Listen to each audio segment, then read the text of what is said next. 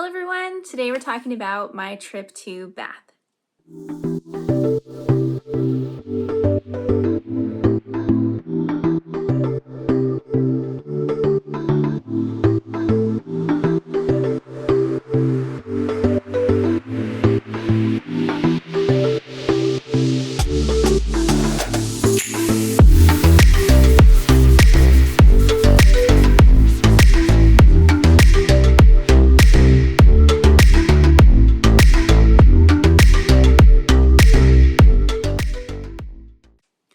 I spent a couple of weeks exploring England, and I knew one of the cities I had to visit was Bath. I found out after I booked my trip that I was going to be there during the Jane Austen Festival.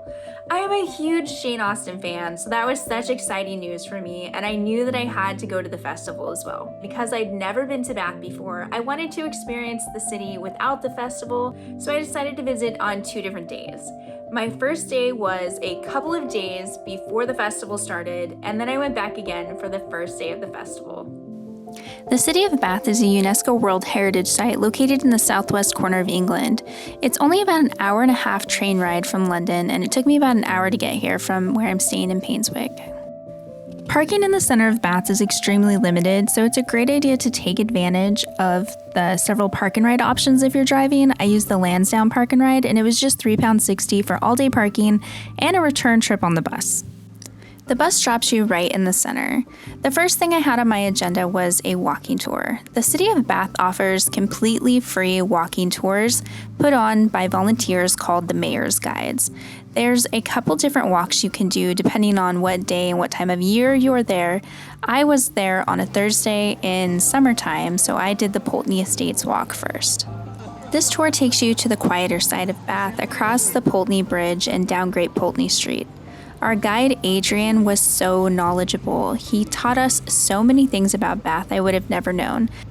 Like the fact that the Pulteney Street Bridge is one of only 4 bridges in the world to have shops across the entire length on both sides. We continued up Great Pulteney Street to Laura Place. This name may sound familiar to you from Northanger Abbey or Persuasion. This was the posh side of town in the 1800s, and when these homes were built, they cost £300 each. At the top of Great Pulteney Street is the Holborn Museum. You may recognize it as Lady Danbury's house from Bridgerton. And we of course had to stop at the home where Jane Austen lived for the first 3 years she was in Bath. After the tour, I headed over for a quick stop at Bath Abbey.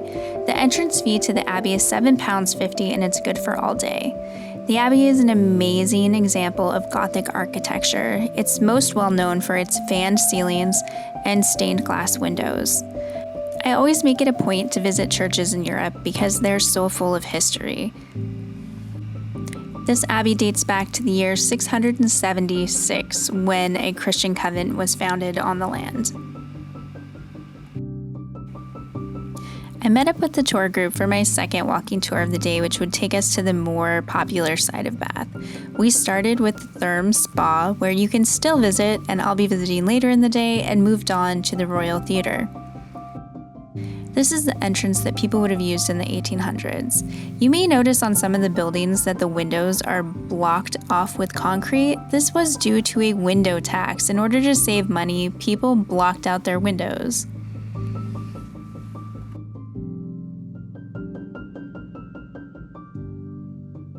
The tour continued past Queen Square and down the gravel walk. The gravel walk is known for its tranquility and scenic beauty and was thought to be a favorite of Jane Austen. The pathway not only offered respite, but also served as inspiration in her literary works. And according to our guide, this is where Captain Wentworth and Anne realized that they were still in love with each other in Persuasion. The Royal Crescent was completed by John Wood in 1775 and was believed to be the very first crescent built anywhere in the world. The home on the end is a house museum showcasing what it would have looked like in the 1700s. We continued on past the circus and then over to the assembly rooms, which if you've ever read a Jane Austen novel, you've heard of. And Poundland doesn't have any significance, it's just a really funny name. I walked by myself back over to the starting point of the tour because I had an appointment at the Therm Spa. This is one of the only places in Bath where you can still enjoy the thermal waters. There are no videos or pictures allowed. They actually lock up your phone in one of these bags. So I'll show you some photos on the website. There is a rooftop pool, which is amazing. It is a little expensive, £41 for 2 hours on a weekday, but with the rooftop pool, the Minerva bath, there are several different saunas and ice baths. It's a really nice place to enjoy, and I am a sucker for a good spa, so I was definitely doing this.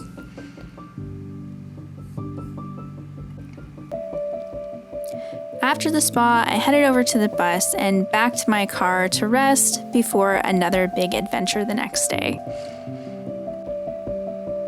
My first stop, my second day in Bath, was the Pump Room. I had a reservation for breakfast, and I was so excited to see the interior of this building. It is an incredible example of Georgian architecture, and back in Jane Austen's day, this is where high society would meet for socializing and drinking the waters.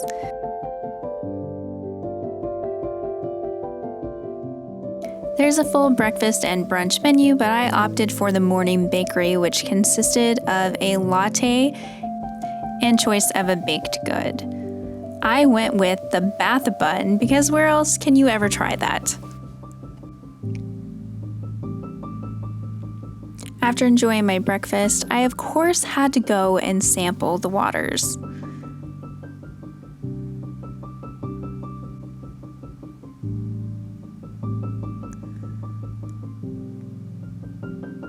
It wasn't as bad as it smelled, but it was definitely very minerally, and the fact that it's warm kind of makes it worse.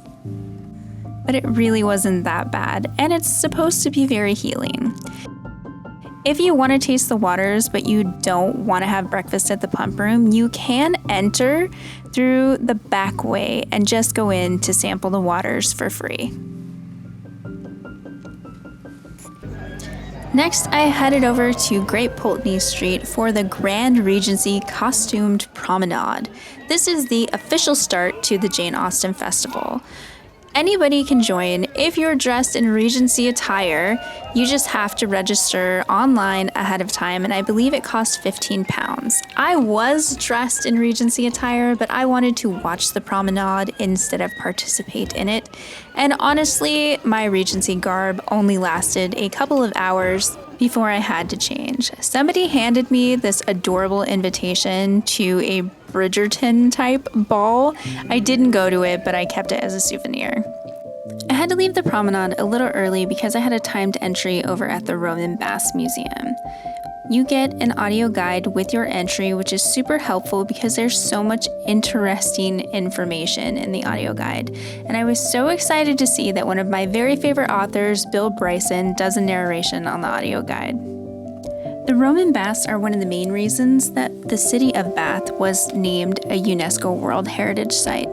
The Romans believed in the healing powers of the water, and they made the thermal spa the epicenter of their social life. This is where they would come together to discuss politics and enjoy leisure time. The Romans named the city Aqua Solis for the hot springs dedicated to the goddess Solis Minerva, seen here.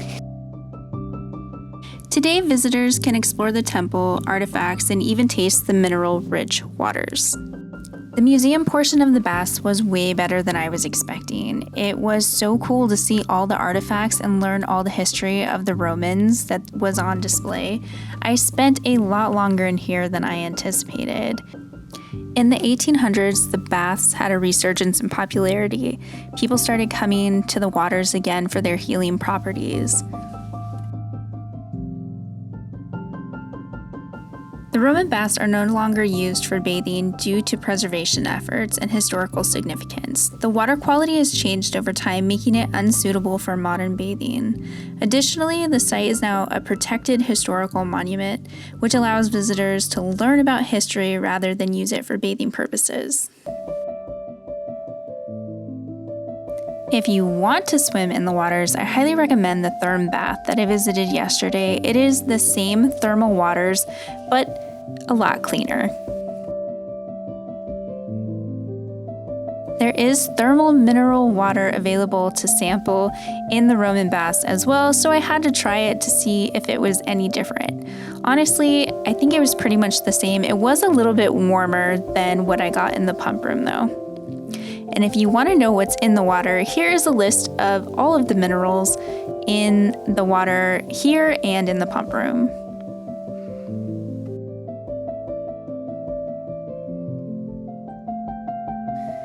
I spent a good 2 hours exploring the Roman baths, which, like I said, was a lot longer than I anticipated, and it was time to head over to the festival fair in the assembly rooms. This is part of the Jane Austen Festival, and it's actually one of the few things that I was able to attend because I didn't know about it soon enough. I wasn't able to secure tickets, but pretty much anybody can pay £4 and enter the festival fair, which is like a giant swap meet of Jane Austen stuff. It was really amazing for somebody who's into that like me, but I think my favorite thing was seeing the inside of the assembly rooms. It is a historical building, it has a lot of historical significance, and it's so pretty. And even though I didn't get tickets to the ball, I did get to see the amazing ballroom. Someday I will book ahead and be able to attend the masked ball. My final stop of the day was to walk over to the Jane Austen Center.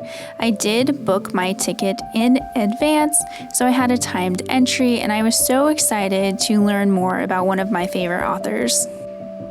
You do not have to visit during the Jane Austen Festival to visit the Jane Austen Center. It is open all year long, and it has a lot of history about the author, about Bath, about her family, the significance of her writing, so many pictures. There is a video that they show that I wasn't able to record. They do have costumes from film productions on display, and if you're feeling up to it, you can dress up in costumes and take photos yourself. Everybody who works at the center is dressed up as a Jane Austen character, so you never know who you're going to run into. There are also letters from Jane on display, and you can try your hand at a quill and ink. I had some trouble doing it one-handed while I was filming it, and you can see that I got some ink everywhere. Before I left, I got some parting words from Emma. And I stumbled across this American snack store.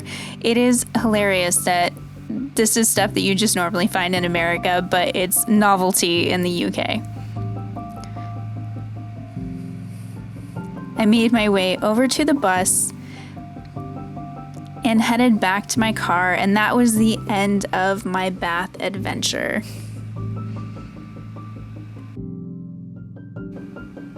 Thank you so much for watching. I hope that you enjoyed the video, and if you did, hit the like button, and if you want to see what I get up to next, make sure that you hit the subscribe button so you never miss a thing. See you in the next one.